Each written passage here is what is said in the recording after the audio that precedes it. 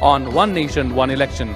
Please put your hands and with a round of applause, please welcome Pradnya Bhagat.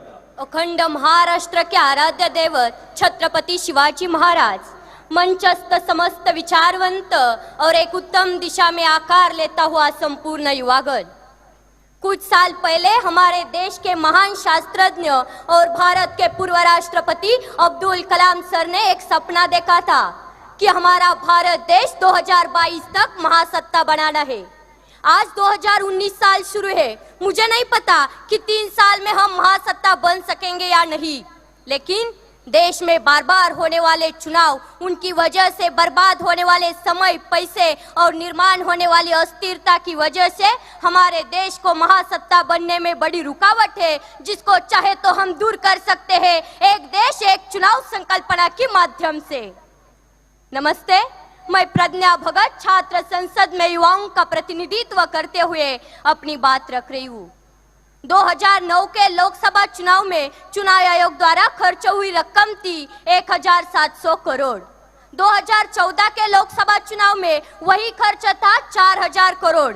अनुमान है कि इस बार के चुनाव में यही खर्च बढ़कर 7000 करोड़ से ज्यादा हो सकता है।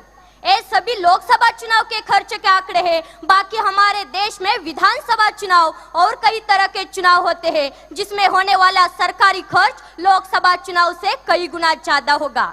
अगर ये सभी चुनाव एक साथ हो जाए तो हमारे देश के कई हजार करोड़ रुपए बच जाएंगे। हमारे देश में जब विधानसभा चुनाव होते हैं तब देश के बहुत से केंद्रीय मंत्रीगण, यहाँ तक कि प्रधानमंत्री तक, सब नेता अपनी अपनी पार्टी के लिए चुनावी रैलियों में जाते हैं, जबकि उन्हें 5 साल देश के लोगों की समस्याएं सुलझाने के लिए चुना गया होता है। हर साल ये विधानसभा चुनाव होते हैं और हर साल ये मंत्रीगण अपना यही समय रैली में गवा देते हैं। अगर एक देश एक चुनाव संकल्पना साकार हो जाए तो बाकी चुनावों के कार्यक्रम विपरीत हो जाएंगे। हमारा देश कई हजार करोड़ रुपए से बच जाएगा और 5 सालों में एक ही बार चुनावी रैलियों के लिए जाना पड़ेगा। यह एक बहुत बड़ा फायदा हमारे भारत देश के लिए होगा। ना रुकेगा आचार संहिता की वजह से विकास और ना वो जाएगा प्रशासकीय व्यवस्था के ऊपर। बस इस पूरी संकल्पना में मुझे एक दिक्कत दिख रही है। अगर किसी लोकसभा या किसी विधानसभा में कम संख्या बल होने की वजह से कोई सरकार समय से पहले गिर जाती है या खारिज हो जाती है तो ऐसे समय में क्या किया जाए? क्योंकि अगर उस खारिज हुई विधानसभा या पंचायत का चुनाव फिर से किया जाए तो देश के बाकी चुनावों के कार्यक्रम के विपरीत हो जाएगा। अगर इस विषय पर हमारे संविधान में कोई हल बनाया जाए और हमारे कायदे मंडल की ओर से कोई अच्छा नुस्खा निकाला जाए तो बाकी सब काम आसान हो जाएंगे।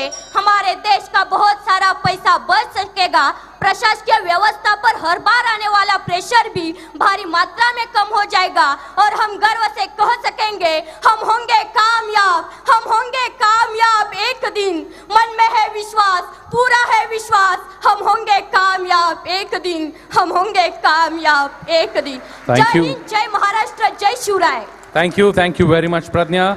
I request Dr. D.K. Kharath and Dr. Vrishali Kulkarni to join hands and felicitate and congratulate Pradnya Bhagat. Congratulations, Pradnya, and thank you very much for putting your views on this very important topic in Indian Students' Parliament. A big round of applause, my friends, for Pradnya Bhagat.